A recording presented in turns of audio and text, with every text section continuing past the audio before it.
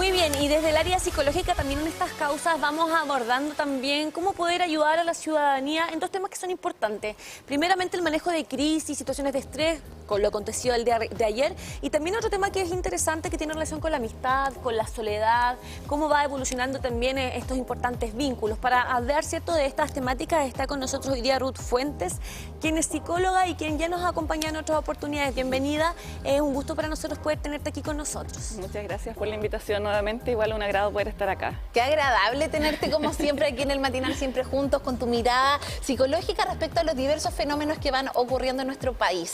La Conci lo comentaba, el día de ayer tuvimos diversas alertas por el sistema frontal, continúan de hecho en esa temática, y también por el tsunami que hizo que muchas personas quizás revivieran ciertos episodios traumáticos producto del terremoto también del 2010. ¿Cómo fue para ti? Desde tu mirada también quiero saber cómo lo viviste tú ayer y sobre todo lo que se fue generando en todo el territorio nacional y que lo experimentamos también a través de los medios de comunicación. Bueno, en mi caso particular, yo no viví tan directamente la experiencia del terremoto del 2010. ¿Ya? Yo afortunadamente justo ese día iba llegando a la quinta región y estuve como un mes por allá producto de esto mismo, entonces no vi ahí in situ cómo había sido esta situación. Pero claramente se entiende que ante el fenómeno ocurrido ayer se despierta esta ansiedad. En mi caso, cuando empecé a ver las noticias, empecé a ver ahí las redes sociales, empecé a preguntarle a mi entorno, oye, ¿tan así es? ¿Qué pasa? ¿Realmente está esta alerta? Porque claro, yo ahí en mi espacio, en mi casa, cerquita de mi trabajo, un poco en una burbuja, y claro, ahí uno empieza a ver en el fondo cómo esta situación revive la experiencia del 2010. Sí, revive experiencias que muchas veces fueron súper complejas para tantas personas, que perdieron seres queridos, que perdieron sus viviendas, que estuvieron de cara al peligro. En mi caso, por ejemplo, yo estuve en zona costera y la casa de mis papás estuvo 3 metros bajo el agua. Yo entré a pie pelado para tratar de sacar cosas que eran importantes para ellos. Entonces, realmente se genera una ansiedad que vuelve a conectarnos con un momento tan complejo como lo que se vivió el 27F. Claro. Pero aquí, ¿cómo lo hacemos para salir adelante luego de que no nos dé la ansiedad que probablemente nos dio en ese momento? Poder manejar de buena manera también la crisis que pueda darle a nuestros hijos, nuestras hijas como madres o padres. ¿Cómo se puede trabajar eso? Desde la respiración, desde la interna, desde esa capacidad de resiliencia y de decir, esto va a estar bien. Bueno, en primera instancia entender que es imposible no experimentar esta ansiedad, esta angustia, ¿cierto? Porque finalmente es un proceso natural, ¿ya?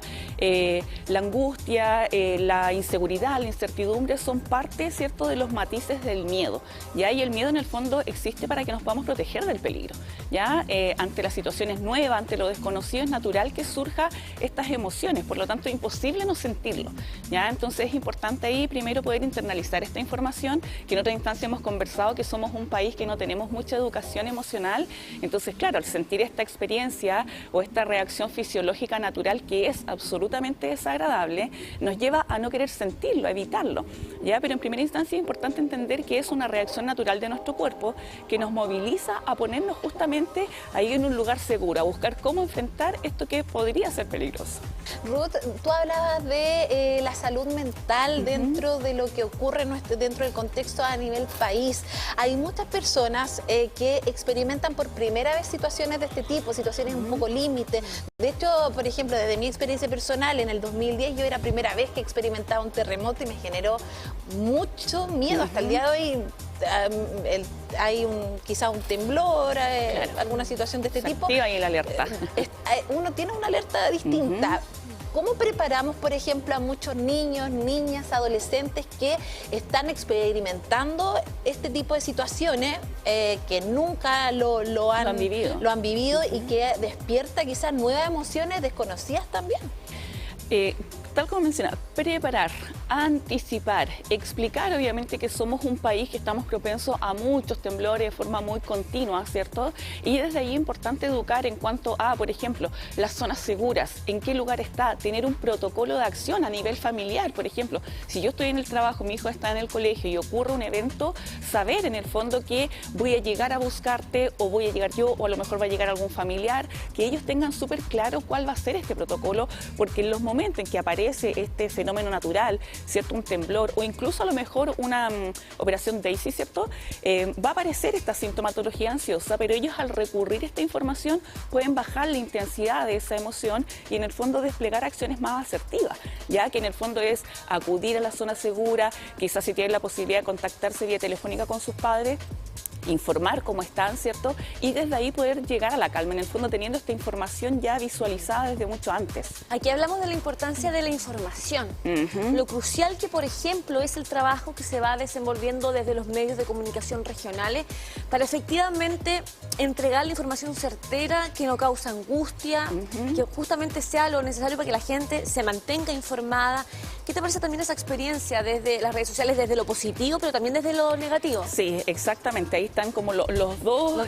Los dos polos, exactamente. Entonces, claro, aparece una información y el hecho de ahora el acceso a las redes sociales muchas veces va a permitirnos acceder a un montón de información que no viene con filtro, ¿ya? Entonces ahí también es importante el cuidado que despliegan los adultos respecto a cuánto acceden los niños, los adolescentes, porque obviamente su cerebro no está preparado para poder regular por sí solo el nivel de malestar que pueda surgir ante esta información que es incierta, ¿ya? Por ejemplo, ayer en la noche yo justo veía un video de gente común y corriente que sube a las redes sociales y avisaba que el mar, por ejemplo, en Lenga se estaba recogiendo, ¿ya?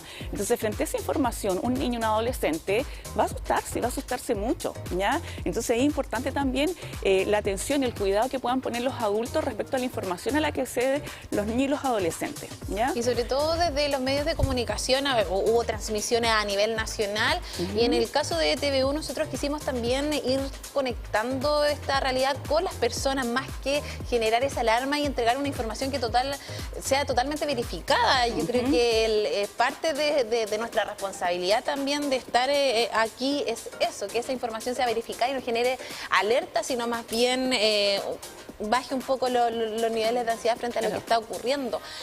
Tú hablabas de los adolescentes, estamos en una época donde este aparato está siendo protagonista de nuestras vidas y hace que también los adolescentes estén mucho más aislados, mucho más conectados y cueste quizás conectar desde la conversación o desde el acompañarse. De hecho, estas situaciones se están experimentando en los establecimientos educacionales. Lo vivimos con lo que ocurrió en San Pedro de la Paz, que generó un miedo no solamente al establecimiento, sino a una comunidad completa a nivel país.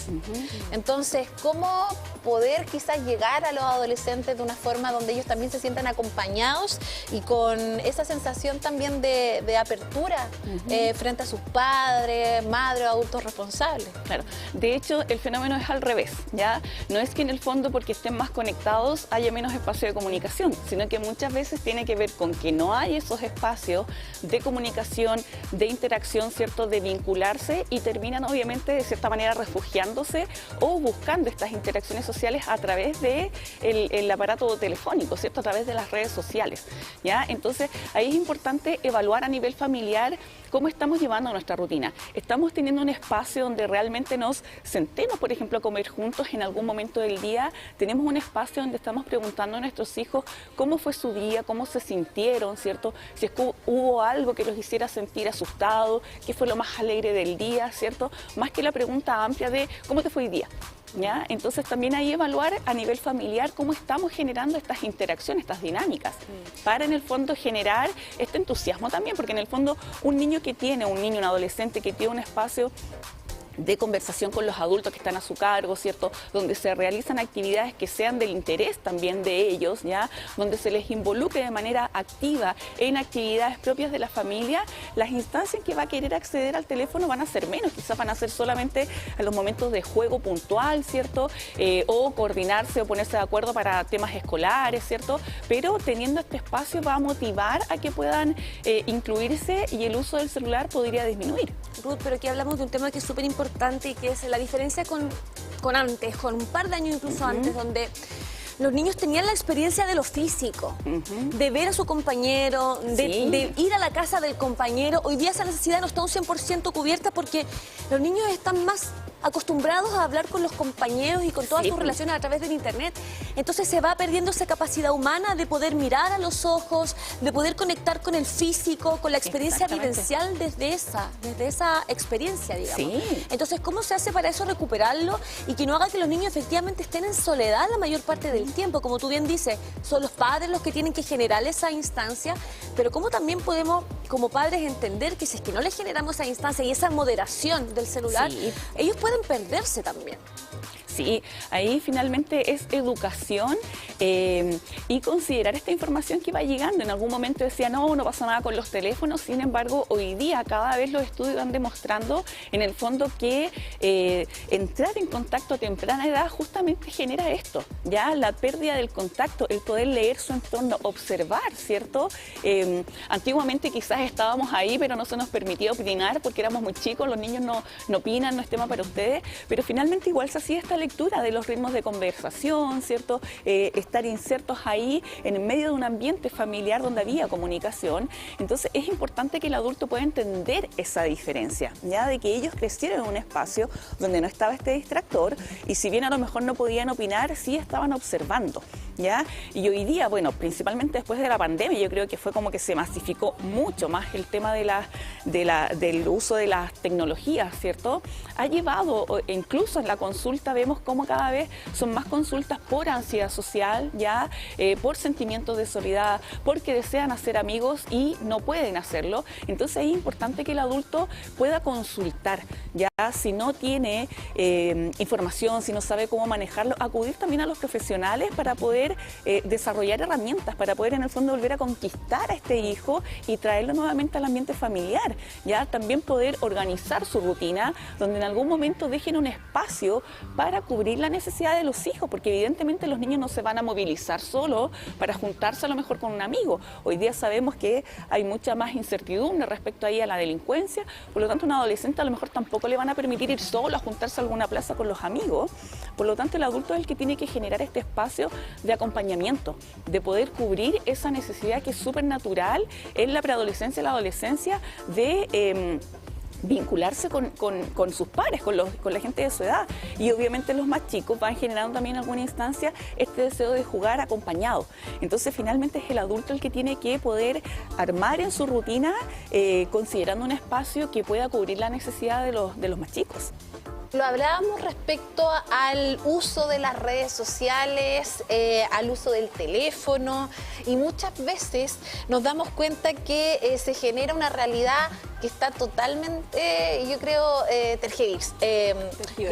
claro, porque al final los adolescentes están en una etapa de desarrollo donde muchas veces van construyendo su perspectiva del mundo de acuerdo a lo que ven en sus contextos familiares, en sus establecimientos educacionales, en cómo también el entorno también va influyendo.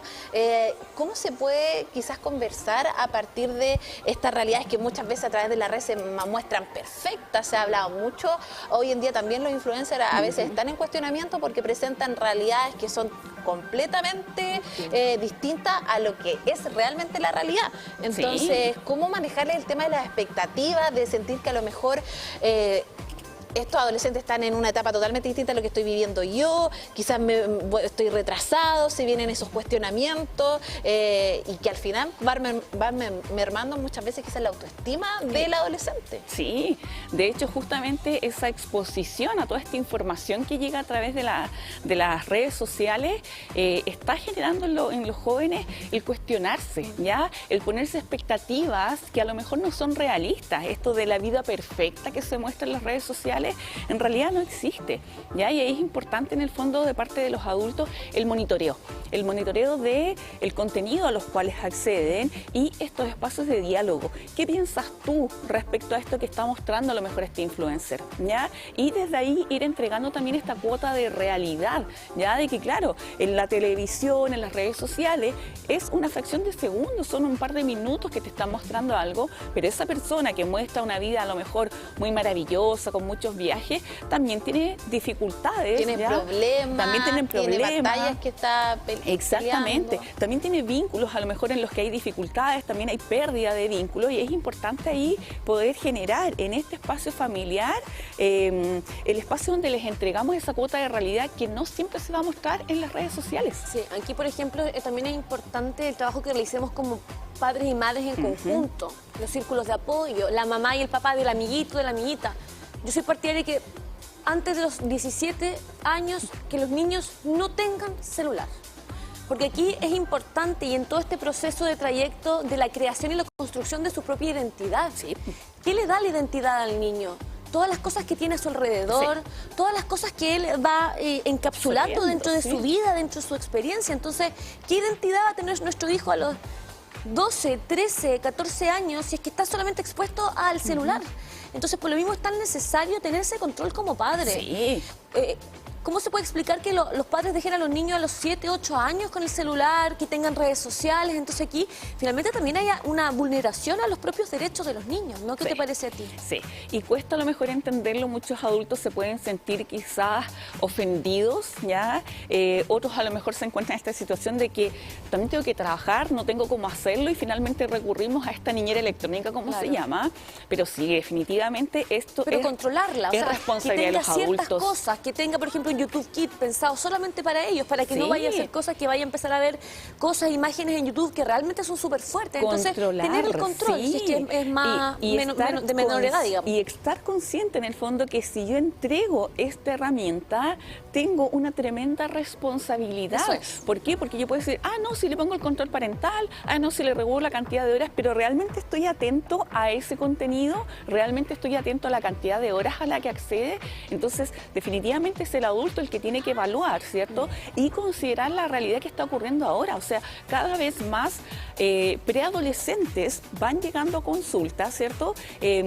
Porque no pueden hacer amigos, porque lo intentaron y no les resultó, y viene una tremenda frustración y viene esta idea negativa, extrema, de que jamás voy a tener amigos, porque al primer intento se frustraron, claro. ¿Por qué? Porque en el fondo el teléfono me permite todo al tiro, todo al tiro. Yo quiero ver esto, ¡pum!, me llega la información. Yo quiero comprar algo, ¡pum!, lo compro a través de un clic. Entonces, evidentemente, esta capacidad de lidiar, ¿ya?, o de exponer más situaciones de frustración son cada vez menores. Entonces, no me resulta una vez, me desbordo, ¿ya? No quiero volver a intentarlo. Y ahí es el adulto, en el fondo, el que tiene que ir guiando, ¿ya? Ir preguntando, ya, ir mostrándole la realidad y generar estos espacios, como les decía, donde pueda vincularse con otros, ya. Y no basta con que vaya al colegio, porque el colegio, la rutina es clase, recreo, ¿cuánto? 15, 20 minutos, más clases, espacio 45 minutos de colación, y después seguimos en clase y nos fuimos a la casa. ¿En qué instancia generamos estos espacios de diálogo con los pares?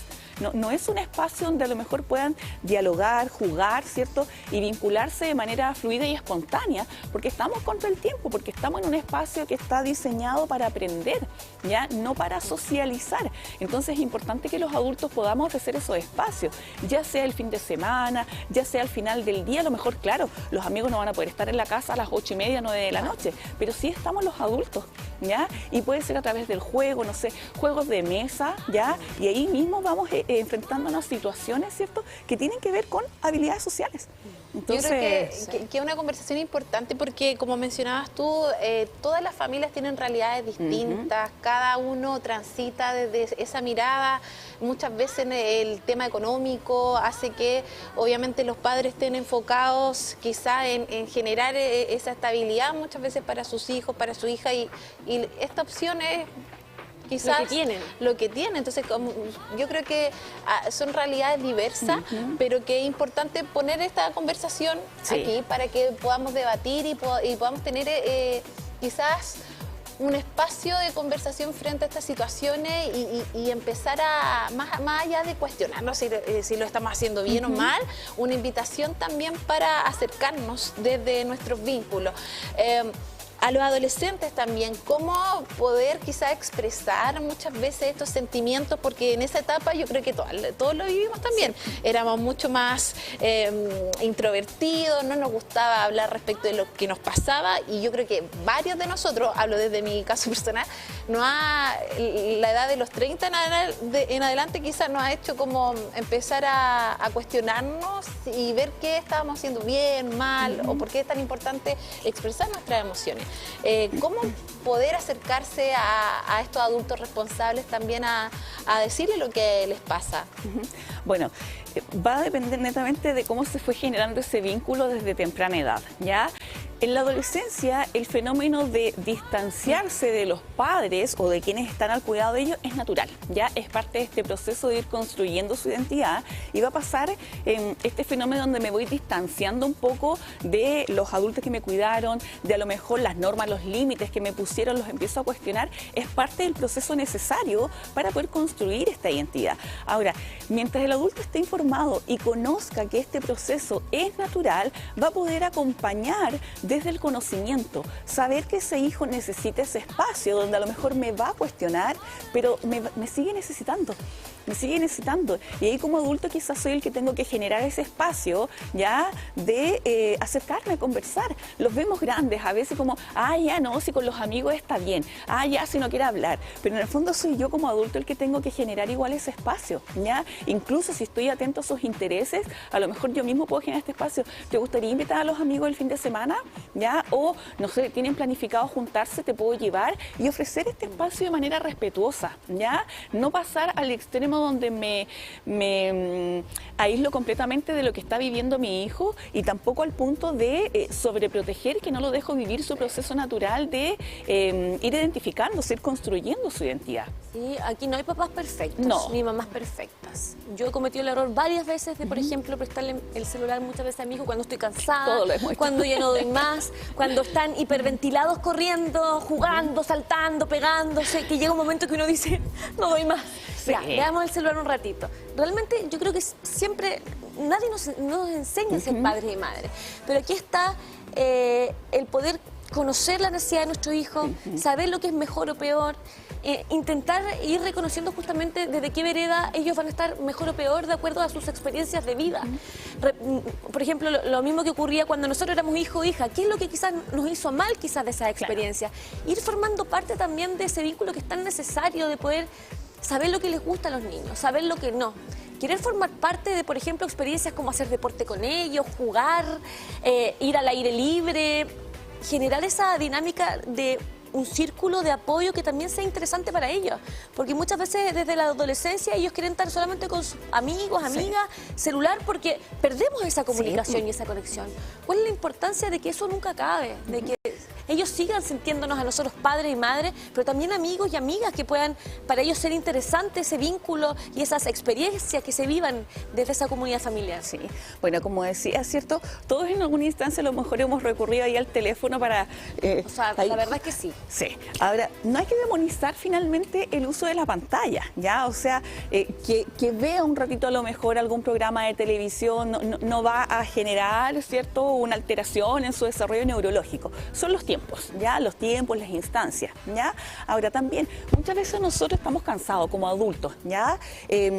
Transmitirle eso a ellos, ¿ya? Hacerles saber, ¿sabes qué? En este momento estoy súper cansada, no sé, me siento súper agotada, me duele la cabeza, no me queda energía. Veamos un ratito, ¿ya? Y ahí lo hacemos en conjunto, es distinto a que esté solo viendo el teléfono, a que esté conmigo y estemos compartiendo, estemos conversando respecto a eso que está viendo, ¿ya? Explicarle a lo mejor si en algún momento, a lo mejor tengo una llamada telefónica urgente y no puedo atenderlo, explicarle, sabes que en este momento la mamá, el papá, la tía, quien sea que esté a cargo, necesita responder esta llamada, te voy a permitir el uso, que tú veas algo agradable, ¿cierto? Mientras yo respondo, ¿ya? Para que ellos también vayan entendiendo las necesidades de los adultos, pero no vayan en el fondo normalizando ni generalizando el uso del teléfono, porque uno le pasa una vez y ya para ellos es ley.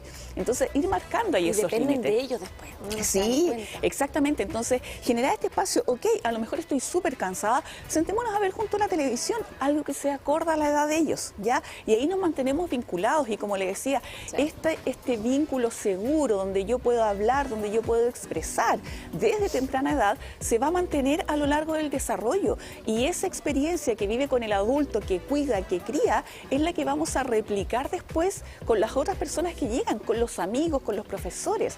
Entonces, si el vínculo en el primer mundo en el que estamos, que es nuestra familia, no es un vínculo que se involucra, que cuida, que guía, evidentemente voy a salir al resto del mundo y me voy a sentir un poco desamparado, asustado. Entonces, es importante ir nutriendo el vínculo desde temprana edad.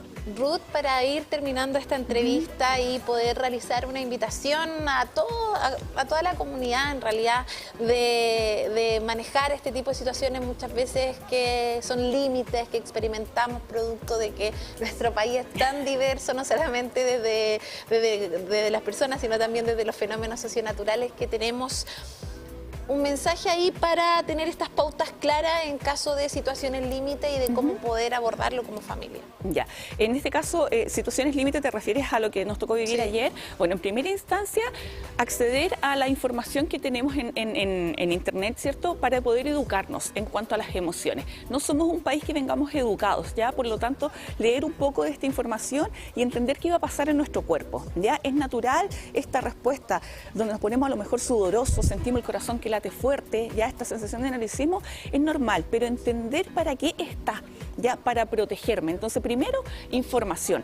Segundo, ubicar, ya, tener este protocolo de hacia dónde vamos a ir, dónde vamos a llamar. ¿Qué pasa, por ejemplo, si yo te llamo y el teléfono y las redes de comunicación están cortadas? ¿Qué vamos a hacer? Entonces, tener un plan de acción, ¿ya? Y ya finalmente, obviamente, recurrir a estas estrategias que puedan servir como de alivio, ¿ya? El abrazo, muchas veces un abrazo trae mucha calma. La respiración lenta, pausada, también ayuda a oxigenarnos y poder ir volviendo a la calma, ¿ya? Y obviamente reunirnos con estas personas que sean de confianza para hablar de lo que vivimos, ¿ya? Hablar, poner en palabras, ayuda también a bajar, ¿ya? Entonces, primero, informarnos y entender qué pasa en nuestro cuerpo. Segundo, tener un protocolo preventivo, ¿ya? Para qué hacer en caso de. Y tercero, estrategias de alivio ahí que sean acorde a la etapa de cada persona. Siempre es bueno desde lo psicológico ir acompañando a la gente en todo momento triste, pero también en general, en todas nuestras etapas de vida. Así que siempre agradecerte la instancia de estar hoy día con nosotros, de ser un aporte para todos los que hoy día disfrutamos de este tipo de conversaciones. Sí, muchas gracias a ustedes por la invitación ahí a nombre de PIAC y de OTEC Homo Digitalis. Agradecemos este espacio de invitación y de poder entregar contenido a la comunidad. Agradecida de tenerte acá. Nos vamos a una pausa comercial y volvemos en unos minutos al Matinal Siempre Juntos en este día jueves de Causas Sociales.